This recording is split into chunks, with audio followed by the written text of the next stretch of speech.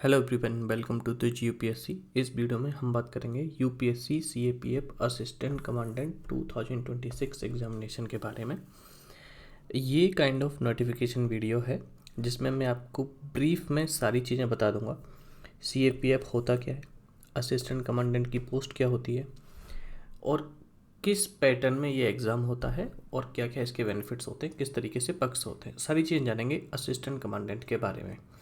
तो सीएपीएफ की जो फुल फॉर्म है वो है सेंट्रल आर्म्ड पुलिस फोर्स। तो ये क्या है, ये सेंट्रल गवर्नमेंट की एक पुलिस फोर्स होती है जो आर्म्ड तरीके से काम करती है। ठीक, अब सेंट्रल आर्म्ड पुलिस फोर्स में असिस्टेंट कमांडेंट की जो पोस्ट होती है उसके लिए एक एग्जामिनेशन होता है जो कि कंडक्ट कराती है यूपीएससी। उसे कहेंगे UPSC CAPF assistant commandant examination. ये सेंट्रली आर्म्ड पुलिस फोर्स जो होती हैं वो होम मिनिस्ट्री के अंडर आती हैं। जो सीडीएस का एग्ज़ाम होता है वो डिफेंस फोर्सेस में के लिए होता है जो कि मिनिस्ट्री ऑफ डिफेंस के अंडर आती हैं। सीएपीएफ होम मिनिस्ट्री के अंडर आती है। सीएपीएफ की जो पोस्ट, असिस्टेंट कमांडेंट की जो पोस्ट होती है सीएपीएफ में, वो एक ग्रुप ए गेजेटेड पोस्ट होती है जिसका पे लेवल होता है 10 और इसका बेसिक पे होता है 5600 और इसमें फिर डीए, एचआरए, टीए सारे चीज़ें मिला के आपकी सैलरी जो है वो 1 लाख प्लस होती है। ये पर्क्स हो गई, ये सैलरी हो गई। ग्रुप ए गेजेटेड पोस्ट है होम मिनिस्ट्री के अंडर। कौन कौन सी सेनाएं या फिर फोर्सेस आती हैं इसमें? बीएसएफ, सीआईएसएफ, सीआरपीएफ, आईटीबीपी और एसएसबी। इन सभी फोर्सेस के लिए एग्ज़ाम होता है। आसाम राइफल जो है वहाँ के लिए रिक्रूटमेंट इस एग्ज़ामिनेशन के थ्रू नहीं होता है। वहाँ जो ऑफिसर्स होते हैं वो डायरेक्टली इंडियन आर्मी से लिए जाते हैं। अब बात करते हैं एग्ज़ाम के बारे में। सिलेक्शन प्रोसेस जो है वो है, सबसे पहले आपका एक रिटन एग्ज़ाम होगा, फिर एक फिजिकल टेस्ट होगा, देन एक मेडिकल टेस्ट होगा और सबसे लास्ट में आपका इंटरव्यू होगा। देन एक मेरिट प्रिपेयर की जाएगी और आपको बताया जाएगा आप सेलेक्ट हुए या नहीं हुए। अब ये जो रिटन एग्ज़ाम है इसके लिए यूपीएससी कैलेंडर जारी करता है, उसी के बेसिस पर नोटिफिकेशन के बारे में डिस्कस करेंगे। डेट्स जान लेते हैं। ये जो एग्ज़ाम है ये नोटिफाई किया जाएगा, ये जो इसकी जो नोटिफिकेशन है वो रिलीज़ होगी 18 फरवरी 2026। 18th ऑफ फेब 2026 को नोटिफिकेशन आएगी। आप जो है फॉर्म फिल कर सकते हैं 10th ऑफ मार्च तक, 10 मार्च तक आप फॉर्म फिल कर पाएंगे। ठीक है, मेल और फीमेल दोनों ही तरीके से कैंडिडेट इसमें अप्लाई कर सकते हैं। डेट्स का पता लग गया, क्या हम काबिल हैं, क्या हम एलिजिबल हैं, क्या हमारी योग्यता है, पात्रता है, ऐसी चीज़ों के बारे में क्या क्या चीज़ें हो सकती हैं। तो एलिजिबिलिटी के बारे में जो है, एक तो आपकी एजुकेशन क्वालिफिकेशन हो सकती हैं, दूसरा एज भी हो सकता है, फिजिकल स्टैंडर्ड भी हो सकते हैं। तो स्टार्ट करते हैं एजुकेशनल क्वालिफिकेशन से। बैचलर डिग्री होनी चाहिए बस आपके पास किसी भी यूनिवर्सिटी से। एनसीसी सी सर्टिफिकेट होगा तो इंटरव्यू स्टेज पर आपको डिज़ायरेबल कैंडिडेट कंसिडर किया जाएगा। एज जो है 20 to 25 ईयर्स के बीच में होनी चाहिए। स्पेसिफिक डेट बता देता हूँ, 2 अगस्त 2021 के बाद ही आपका जन्म हुआ हो, इस डेट को इंक्लूड करके। अगर आपका जन्म हुआ है 1 अगस्त 2001 तो आप एलिजिबल नहीं हैं। इसके बाद ही आपका जन्म हुआ होना चाहिए, इससे पहले नहीं। और 1 अगस्त 2026 से पहले नहीं हुआ हो। आप समझ गए होंगे मैं क्या कहना चाहता हूँ। रिलैक्सेशन की बात करें तो एससीज एंड एसटीज़ के लिए 5 ईयर का रिलैक्सेशन होता है, ओबीसी के लिए 3 ईयर्स का रिलैक्सेशन होता है और सेंट्रल सिविल सर्वेंट्स या फिर एक्स सर्विसमैन के लिए टोटल 5 साल का रिलैक्सेशन होता है।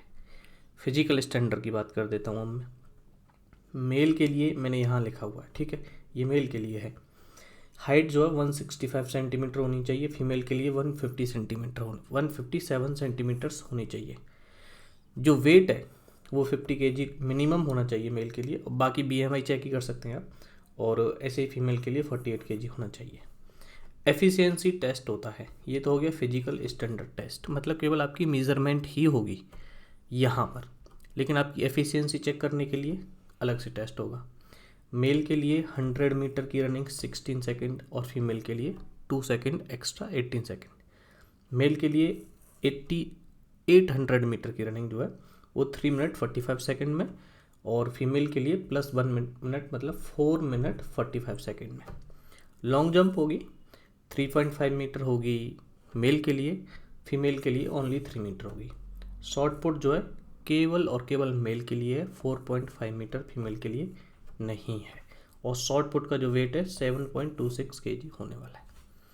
ये सब मैंने बताया आपको। ये हो गया आपकी एलिजिबिलिटी, डेट, सारी चीज़ें डन हो गई। सिलेक्शन प्रोसेस मैंने आपको बता दिया। अब थोड़ा देख लेंगे पैटर्न क्या आता है एग्ज़ाम का। तो देखिए, रिटन एग्ज़ाम बताया मैंने सबसे पहले आपको। तो रिटन एग्ज़ाम में दो पेपर होते हैं। पेपर 1 जो कि ऑब्जेक्टिव होता है, MCQ फॉर्मेट में होता है। पेपर 2 डिस्क्रिप्टिव होता है, आपको लिखना होता है, वहाँ चीज़ें आपको लिखनी होती हैं। पेपर 1 में क्या आपको MCQ मिलेंगे और आपको केवल टिक करने होते हैं, ठीक है। तो कितने MCQ होते हैं पेपर 1 में? जो आपको 125 MCQ देखने को मिलेंगे। हर एक MCQ जो है 2 मार्क्स का होता है। तो टोटल 250 मार्क्स का जो है पेपर 1 का एग्ज़ाम होगा। 2 आवर्स का होगा, 2 घंटे के लिए 125 क्वेश्चन, 250 मार्क्स। पेपर 2 ये डिस्क्रिप्टिव होता है। फर्स्ट पेपर आपने देखा MCQ बेस्ड है, तो इसमें नेगेटिव मार्किंग होती है 1/3 की, ठीक है। पेपर 2 में ऐसा क्लियरली तो लिखा नहीं है कि नेगेटिव मार्किंग होती है, लेकिन कुछ ऐसी गलतियां होती हैं जिनको अगर कैंडिडेट करते हैं तो आपके मार्क्स जो हैं वो काट लिए जाते हैं। पेपर 2 डिस्क्रिप्टिव होता है, 200 मार्क्स का होता है, 3 आवर्स में आपको कंप्लीट करना होता है। एक ही दिन सेम डे दोनों एग्ज़ाम आपके होते हैं, सेम डे दोनों एग्ज़ाम आपके हो जाते हैं। First qualify paper 1 then paper 2, ये बहुत ही ज़रूरी है। पेपर 1 आपको क्वालिफाई अगर नहीं हुआ, मतलब इंडिविजुअली दोनों पेपर्स को क्वालिफाई करना होता है, तो पेपर 1 अगर आप क्वालिफाई नहीं कर पाए तो आपका पेपर 2 चेक भी नहीं होगा। ये मैंने आपको यहाँ बताया। पेपर 2 के बारे में बात करते हैं, क्या क्या होता है। ऐसे, प्रीसी, रिपोर्ट, आर्ग्यूमेंट, पैसेज। अब ये पैसेज क्या है? इंग्लिश का पैसेज होगा। ये पैसेज आपका इंग्लिश का पैसेज होगा। वोकेबलरी, आपको कुछ वर्ड्स दे दिए जाएंगे, उन पर आपको सेंटेंस फॉर्म करने होते हैं। ग्रामर, आपको कुछ ग्रामर की प्रॉब्लम्स दी जाएंगी, उनको आपको करेक्ट करना होता है। लेकिन ये मैं आपको फिर से बता रहा हूँ, इसमें आपको कोई ऑप्शन नहीं मिलता है, आपको ये लिख के ठीक करनी होती है। डिस्क्रिप्टिव फॉर्म में होता है पूरा ही एग्ज़ाम। इसके बारे में डिटेल में बात करेंगे हम जब हम बात करेंगे सिलेबस की और प्रिपरेशन स्ट्रेटजी की, किस तरीके से आप प्रिपेयर कर सकते हैं इस एग्ज़ाम के लिए।